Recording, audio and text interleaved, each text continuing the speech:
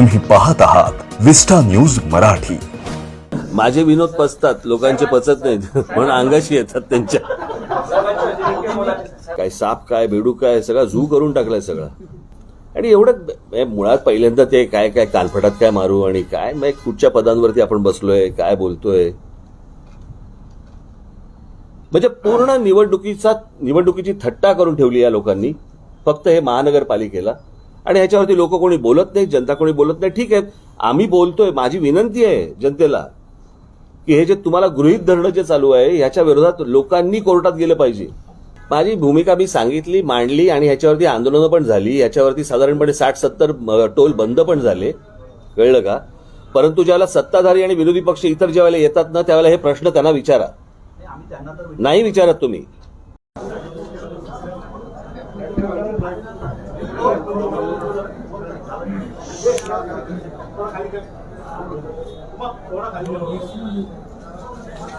Light बंद करा, डोळ्यावर मारू नका। ह्याला नाही समजत का रे तुला?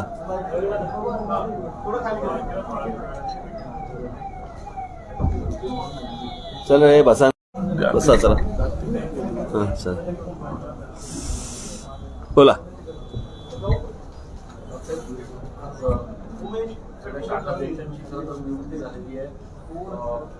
काय आपल्या या दौऱ्याचं नियोजन, 2 दिवसांचा दौरा होता, काय मार्गदर्शन आणि कशा पद्धतीने आगामी निवडणुकांची तयारी? आज काही निवडणुकांच्या संदर्भात विषय काही झाला नाही। बरेच दिवस शाखाध्यक्षांच्या नेमणुका काही ठिकाणी अनेक ठिकाणी राहिल्या होत्या। शहर अध्यक्ष पदाची त्याची नवीन नेमणूक करण्यात आली, दिलीप दातीर यांना शहर अध्यक्ष करण्यात आले आणि इतरही जिल्हाध्यक्ष शाखाध्यक्ष यांच्या नेमणुका केल्यात। अजून एक आठवड्याभरात 15 दिवसात मी परत येणार आहे, आम्ही सगळेजण परत येणार आहोत आणि मग त्याच्यानंतर त्या शाखाध्यक्ष, उपशाखाध्यक्ष, गटाध्यक्ष यांच्या बैठका होतील आणि बाकीच्या मग यंत्रणा सगळी सांगितली जाईल। निवडणुकांना वेळ अजून। कुठल्या गोष्टींवर फोकस केला जातो? कारण आपल्या काळात बरेच कामं शहरात झालेले आहेत, त्यांच्याकडे पण सध्याच्या महापालिका। मी तुम्हाला हे पुढल्या बैठकीच्या वेळेला सांगू शकेन की मी आज त्यांना काय सांगितलंय ते। आज खरं तर नेमणुका ह्याच्या पलीकडे मी आज काहीच त्यांना खरं तर काही सांगितलं नाही। मी त्यांना त्यांचं अभिनंदन केलं आणि शुभेच्छा दिल्यात त्यांना।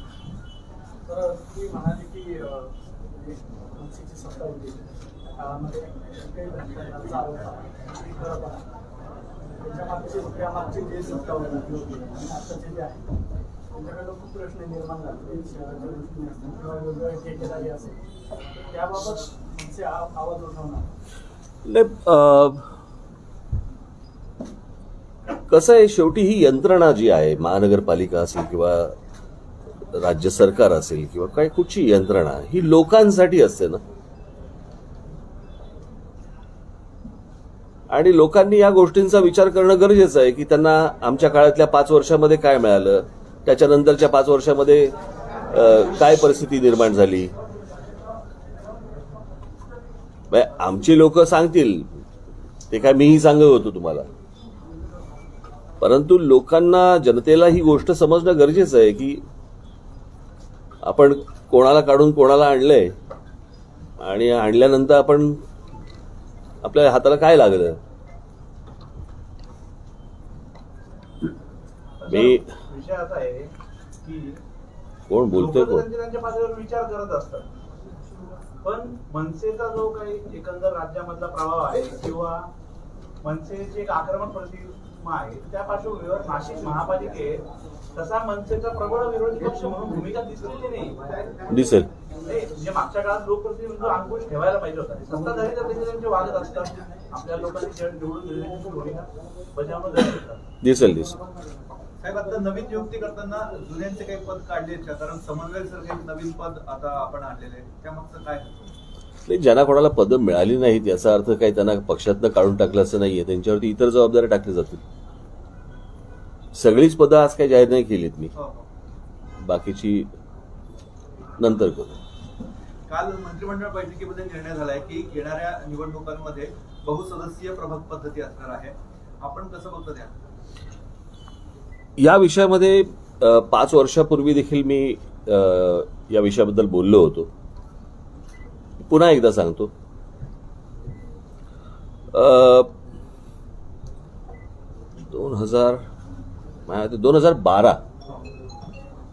2012ला पहिल्यांदा राष्ट्रवादी काँग्रेस आणि काँग्रेसची ज्यावेळेला सरकार होतं त्यावेळेला त्यांनी तोपर्यंत सगळे एकचाच एक उमेदवार होता. प्रभाग नावाची काही गोष्टच नव्हती.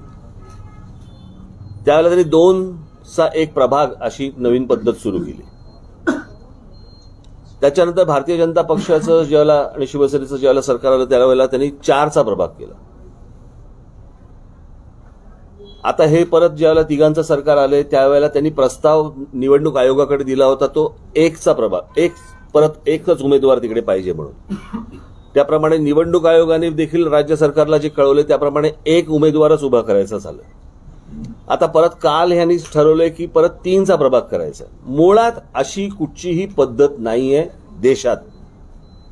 जर समजा तुम्ही कायद्याने बघितलं तर अशी कुठचीही पद्धत कुठच्याही राज्यामध्ये कोणत्याही महानगरपालिका या असल्या प्रभागाने निवडणूक लढवत नाहीत. तिकडे प्रत्येक ठिकाणी म्हणजे तुम्ही कायद्याने जर बघितलं तर प्रत्येक म्हणजे खासदारकीला एक उमेदवार, आमदारकीला एक उमेदवार, महानगरपालिकेला एक उमेदवार, अगदी तुम्ही ग्रामपंचायतीपर्यंत घेतलं तर एकच उमेदवार. हीच पद्धत आहे. हे महाराष्ट्रात कुठून सुरू झालं आणि हे का याचं फक्त एकमेव कारण म्हणजे सत्ता काबीज करणे आणि त्याच्याप्रमाणे आपापल्या पद्धतीने ते प्रभाग तयार करणे आणि मग त्यातून पैसा ओतून निवडणुका जिंकणे. पण या सगळ्या गोष्टींचा त्रास हा लोकांना का? लोकांनी एका उमेदवाराला मतदान करायच्या ऐवजी लोकांनी 3-3 जणांना का मतदान करायचं? 3-3 मशीनवरती बोटं का त्यांनी दाबायची, बटणं का दाबायची? म्हणजे सर्व लोकांना, जनतेला गृहीत धरायचं आपल्याला हे योग्यच नाही, हे कायदेशीर नाही. खरं तर निवडणूक आयोगाने ह्याच्यावरती ऍक्शन घेतली पाहिजे की भारतामध्ये असे कुठे, हा एक देश आहे, महाराष्ट्र वेगळा काढला आहे, महाराष्ट्रामधला कायदा वेगळा आहे आणि देशाचा कायदा वेगळा आहे, असं काय आहे का? मग हे 2चे प्रभाग, 3चे प्रभाग, 4चे प्रभाग, हे कसला खेळ चालू आहे हा? उद्या तुम्ही 3-3 आमदारांचा एक प्रभाग करणार आहात का? की 3-3 खासदारांचा एक प्रभाग करणार आहात का? म्हणजे खाली ग्रामपंचायतीला नाही चालत, तिकडे चालतं, तिकडे एक एक उमेदवार, जिल्हा परिषदेला एक एक उमेदवार, महानगरपालिकेला फक्त प्रभाग, आणि हे ह्यांच्या फक्त फायद्याचं. मला असं वाटतं लोकांनी, माझी राजकीय पक्ष म्हणून आम्ही सगळ्या आवाज उठवू वगैरे सगळ्या गोष्टी करू, परंतु माझी विनंती आहे लोकांना, जनतेला, की लोकांनी कोर्टात जावं, लोकांनी निवडणूक आयोगाकडे जावं. एक तर हे तुम्ही जर बघत आलात तर 2चा प्रभाग असेल किंवा 4चा प्रभाग असेल किंवा 3चा, आता हे 3 म्हणतायत, पण हे कुठचाही नगरसेवक दुसऱ्या नगरसेवकाला काम करू देत नाही. एखाद्याने जर समजा एखाद्या ठिकाणचा प्रस्ताव टाकला तर दुसरा त्याला विरोध करतो, म्हणजे प्रभागामध्ये कामं होत नाहीत. उद्या लोकांनी जर समजा ठरवलं की मला नगरसेवकाला भेटायचंय तर कोणत्या नगरसेवकाला भेटायचं त्यांनी? म्हणजे पूर्ण निवडणुकीची थट्टा करून ठेवली या लोकांनी फक्त हे महानगरपालिकेला. आणि ह्याच्यावरती लोक कोणी बोलत नाही, जनता कोणी बोलत नाही. ठीक आहे, आम्ही बोलतोय. माझी विनंती आहे जनतेला की हे जे तुम्हाला गृहीत धरणं जे चालू आहे ह्याच्या विरोधात लोकांनी कोर्टात गेलं पाहिजे. बरं, आम्ही गेलो की त्याला राजकीय वास येतो.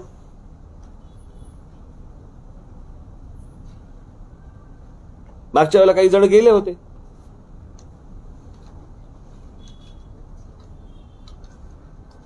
मला हे काही योग्य नाही ही गोष्ट. पण यांनी निवडणुका मॅनेज होतात असं वाटतं? 100% म्हणजे काय मॅनेज होतात म्हणजे काय? नाही तर मग 1चा प्रभाग 1चं सांगितलं, मग परत आता 3चं कशाला केलं? बरं, 4चं होतं ते 3चं का केलं? 2चं होतं ते 4 का केलं?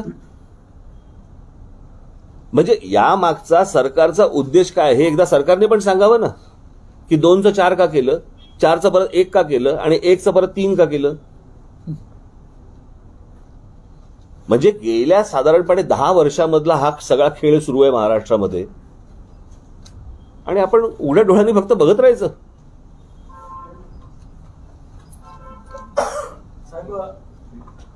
आपण जो नागरिकांचे प्रश्न खूप आहेत महाराष्ट्रामधले असतील किंवा शहर पातळीवरचे असतील ग्रामीण भागातले असतील, परंतु विरोधक असतील किंवा सत्ताधारी असतील त्यांच्याकडनं एकमेकाचे खंजीर खुपसणं, कोथळा बाहेर काढणं, काय चालू आहे मला कळतच नाही. मला हे किती वैयक्तिक पातळीवरती जायचं आणि काय काय करायचं मला म्हणून मी त्याच्यावरती प्रतिक्रियाच नव्हती दिली कुठची.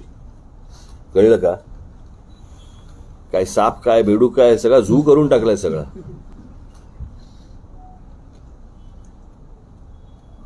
आणि एवढं मुळात पहिल्यांदा ते काय काय कालफटात काय मारू आणि काय मग कुठच्या पदांवरती आपण बसलोय काय बोलतोय. तर त्याबरोबरच ईडीची चौकशी म्हणा किंवा आता किरीट सोमय्या प्रत्येक मंत्र्याच्या विरोधात दावे करत आहेत. ते मला काय वाटतं ह्या सगळेच जण एकमेकांना फोन करून सांगतात की काय की बाबा मूळ प्रश्नांकडनं दुर्लक्ष होण्यासाठी आपण जरा हे सगळे खेळ खेळूया की जेणेकरून तुमच्याकडच्या सगळ्या बातम्या पण त्याच, वर्तमानपत्रालाही बातम्या त्याच, तुम्ही चॅनलवरती तेच चालू आहे. आता बघा ह्यांनी काय सांगितलं. आणि हे मूळ प्रश्नावरनं दुर्लक्ष करण्यासाठी म्हणून हे सगळे खेळ सुरू आहेत. आणि हे लोक एकतर स्वतःच्याच विवंचनेमध्ये इतके आहेत की या सगळ्या लॉकडाऊनमधनं बाहेर येता आता कुठे येत आहेत बाहेर.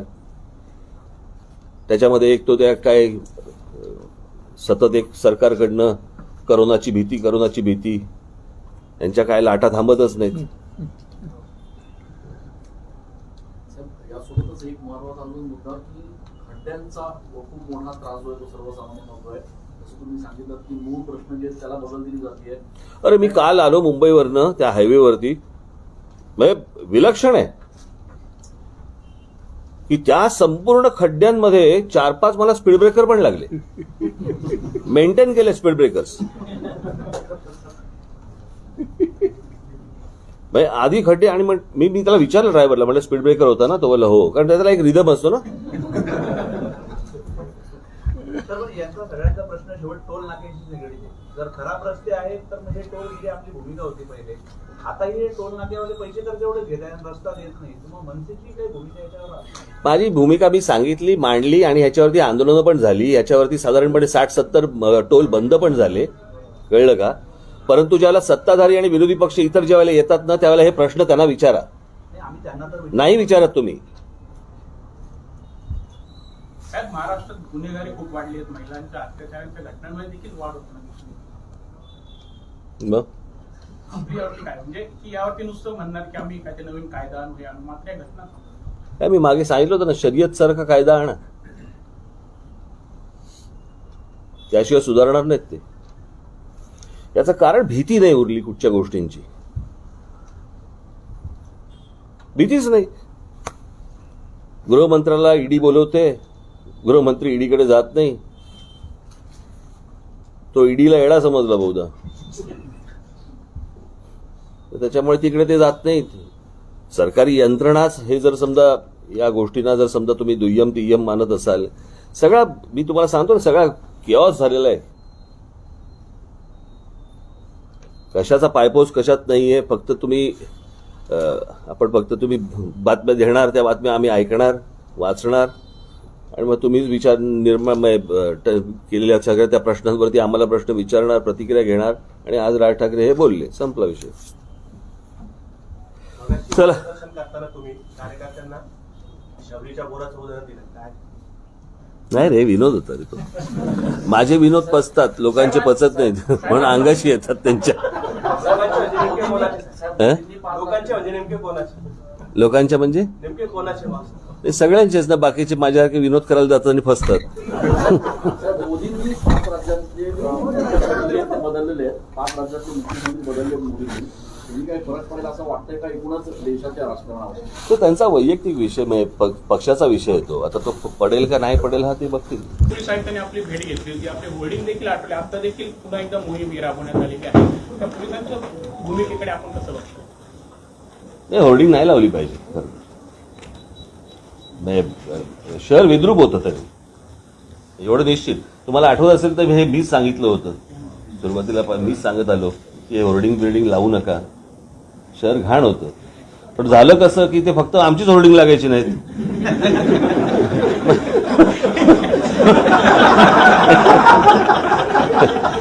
पण आमचे लोक म्हणाले, "अरे साला हे बाकीच्यांचे लागतं तर आपलेच लागत नाही." म्हटलं काय करायचं करा आता पण. ताज्या व ठळक घडामोडींसाठी आजच विस्टा न्यूज मराठी चॅनल सबस्क्राईब करा आणि बाजूला असलेल्या बेल आयकॉनवर क्लिक करा.